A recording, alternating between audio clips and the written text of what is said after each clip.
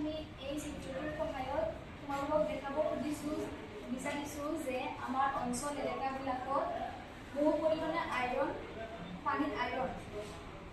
তাৰে বাবে আমি আজি দেখাব খুজিছোঁ মই যে কিভাৱে ধন পইচা খৰচ নকৰাকৈ ঘৰুৱাভাৱে আমি কিভাৱে ফিল্টাৰ এটা প্ৰস্তুত কৰিব পাৰোঁ। তোমালোকেও ঘৰত এনেকুৱা কৰি চাব পাৰা।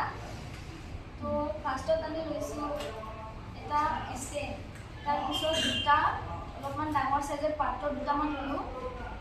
তো ওপৰৰ পাত্ৰটোত তলপিনে সৰু সৰু বিন্ধা কেইটামান কৰিলোঁ। তাৰ ওপৰত জালৰ তৰপ এটা দিলোঁ। তাৰ ওপৰত অলপমান মজলীয়া টাইপৰ শিলগুটি কেইটামানৰ তৰপ দিলোঁ। তাৰ ওপৰত পুনৰ জালৰ তৰপ এটা দিলোঁ। আকৌ ওপৰত অলপ দানা নিচিনা বালি তৰপ দিলোঁ। তাৰ ওপৰত আকৌ জালৰ তৰপ এটা দিলোঁ। তাৰ ওপৰত আকৌ অলপ ডাঙৰ চাইজৰ ছাইৰ তৰপ এটা দিলোঁ।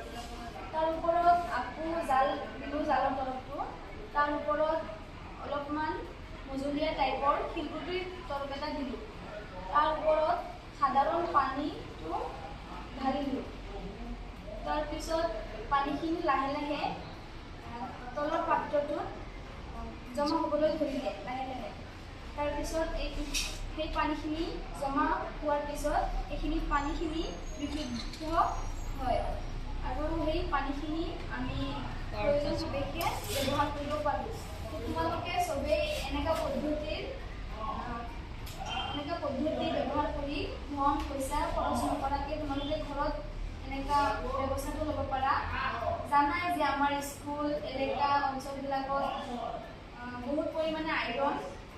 তাৰে মই আজি এইটো দেখাব খুজিছোঁ যে তোমালোকে ঘৰত কৰি দিব পাৰা।